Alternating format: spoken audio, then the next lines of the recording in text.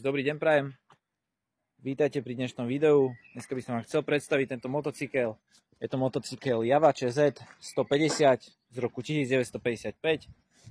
Tento konkrétny motocykel je, nazval by som to tak, v patínovom stave. Má pôvodnú farbu.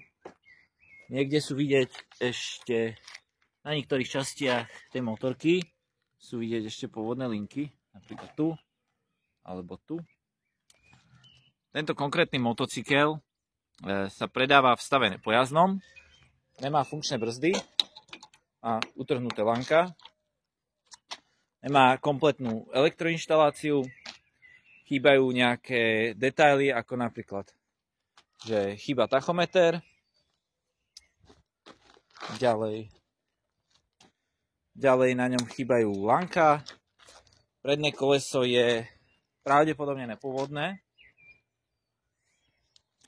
Ďalšia vada motocyklu, ktorú ja vidím, je táto oblasť. Na tomto mieste bol zváraný rám. Tuto je to spevnené navyše nejakou pásovinou. A bohužiaľ, pri tom, jak to niekto zváral, tak vlastne sa mu podarilo zabrúsiť tuto.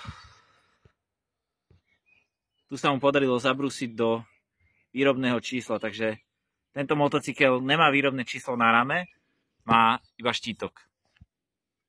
Motocykel má má nekompletné zapaľovanie, takže motocykel je momentálne v nepojazdnom stave.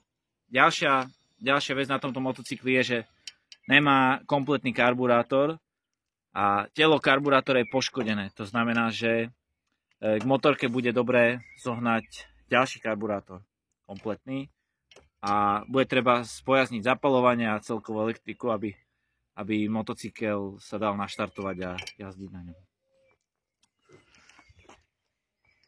Ale napriek tomu si myslím, že sa jedná o veľmi zaujímavý kus, keďže tento motocykel má v podstate až na rám, ktorý je už striekaný. Má všade pôvodnú farbu, pôvodné linky, pôvodné detaily, čo sa týka hlavne týchto motoriek. Takže tak. Motorka sa predáva za cenu 800 €. Dá sa ju vidieť v Bernolákove. A ako hovorím, bohužiaľ, nedá sa naštartovať. Takže iba vizuálna obhliadka. Bohužiaľ. Kontakt na mňa nájdete v popise videa a k dnešnému videu to bude všetko. Ďakujem pekne, majte sa.